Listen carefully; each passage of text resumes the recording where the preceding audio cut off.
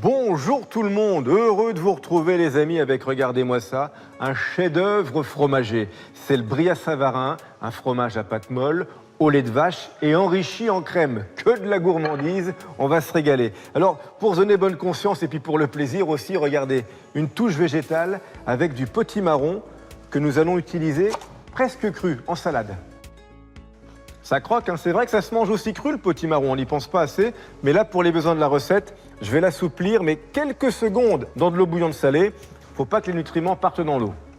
Et puisque je vous ai parlé de salade, allons-y donc sur la vinaigrette, un petit peu spéciale elle aussi, avec des baies roses que je concasse, et puis on va ajouter de la douceur, avec du miel, du vinaigre de cidre et de l'huile de tournesol.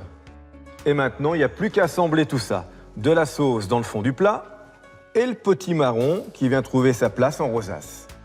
Et bien voilà, j'arrose à nouveau avec la vinaigrette et ensuite j'accueille le Brie à Savarin.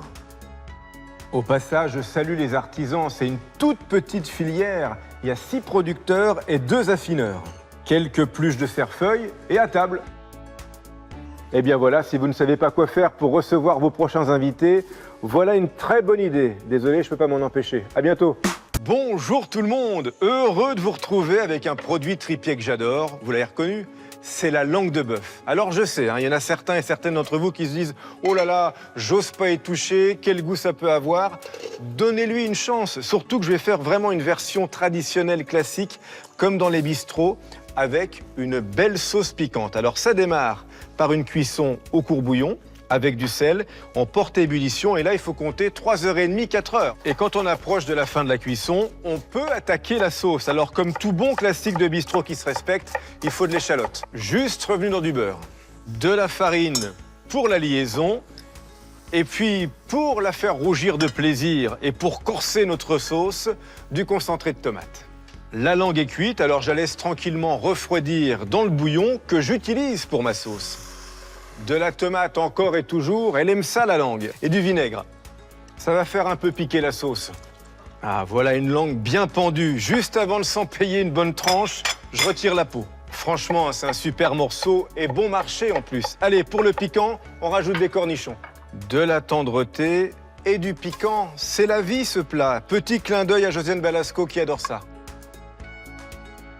Du persil comme au bistrot, et bien voilà, vous savez ce qu'il vous reste à faire les amis. Blague à part, c'est plein de bonnes choses. Du fer et des vitamines, tout ça à la langue. Gnocchi farci à la gremolata, aubergine grillée à l'œuf confit. Ça sent bon tout ça, hein? Ah oui. Bonjour tout le monde, je vous présente ma camarade cuisinière Sonia Esgulian, la reine de l'anti-gaspi. Merci. Et du roman photo. Culinaire, il y a plein de belles recettes. Alors qu'est-ce qu'on mange aujourd'hui? Du soulou kefté. Qu'est-ce que c'est? C'est une recette d'origine arménienne qui est à base de boulettes de viande de poulet et de jus de citron. C'est quoi ça? C'est de la cuisse de poulet? Désossée, dans laquelle je vais mettre un petit peu de boule roule fin, du sel, du poivre. Là, j'ajoute un œuf. Toi, tu nous prépares du riz qu'on va faire cuire dans un bouillon. C'est un bouillon de la reine de l'anti-gaspi avec les os de la cuisse de poulet, les tiges de coriandre et de l'échalote. À propos d'échalotes, je veux bien que tu m'en tailles une. Oui, chef. Bien fin, hein. Je mets un tout petit peu de lait en poudre et ça va rendre le côté moelleux. Je veux bien un petit peu de citron. Oui, chef. Ah non, arrête de m'appeler chef, je suis une cuisinière. Oui, J'y tiens, comme j'y moi, tiens. on n'aime pas qu'on nous appelle chef, nous Non, sommes des cuisinières du quotidien. Voilà, il m'adore ça. N'oublions pas la coriandre, Laurent. Les mains sont propres. Alors, opération boulette, on y Yes. va. On met un petit peu d'eau, on prend l'équivalent d'une grosse cerise, on roule et on pose la boulette. Et voilà. Alors là, on va réduire le feu et très délicatement, je vais poser les boulettes dans le bouillon. Et pendant ce temps-là, tu peux battre l'œuf entier avec le jus de citron. Combien de temps de cuisson pour tes boulettes?